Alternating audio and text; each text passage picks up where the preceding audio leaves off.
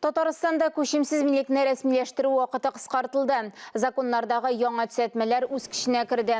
Қазір документларны республика көп функциялы үзәге офисларына жіберіп, тұрақ, йортлар, бақша, жер участоклары, гаражлар 7 күн ішінде түгіл, 5 күн ішінде рәсмилештірілге тиеш. Бұл исәпкә алуның барлық түрлеріне де қоғыла.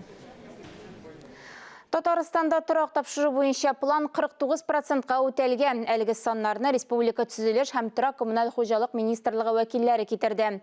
Бұйыл республикада барлығы 2 миллион 755 мың квадрат метр тұрақ түзерге планлаштыралар. Ведомствода белгілеп үтулерінше темплар нашар түгел, барлық ішлерді график бойынша бара. Қалған 7 айда объектлар планлары ұшты тапшырылыр деп көтілі.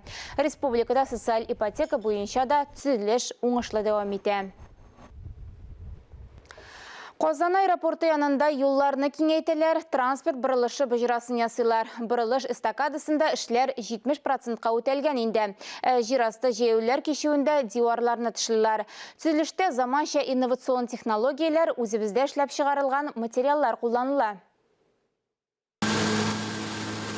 Аэропорт янындағы юл эстакадасын ғамәлдәге трасса өстендә төзиләр. Өстәвенә транспорт йөрү өчен билгеләнгән юлны да киңәйтәләр.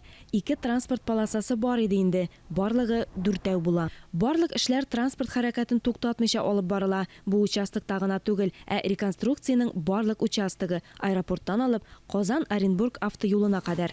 Проект буенча 6 чакрымлы киселештә 2 транспорт шишелеше була. Бір бұрылыш юлның ұзынлығы 245 метрға якын. Выполнено устройство опор.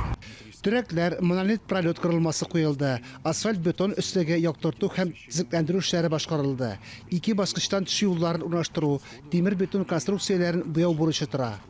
Төзелеш материалларының күбесе үзебезнеке. Чит ил комплектлау җайланмалары белән дә проблема юк. Мы стоим на разворотной эстакаде, здесь 715 тонн металла, завод имени Горького. Біз хәзер бұрылыш эстакадасында тұрабыз. 715 тонна металға Горький исемендәге завод безнең заказын үтәде. Турдан турымында, жиюда, монтажларда булышты. Деформацион җүләрне, терәк частьләрен ярты ел дәвамында Кытайдан кайтарттык. Алдан сатып алынганлыктан төзелеш вакытына бу берничек тә йогынты ясамады.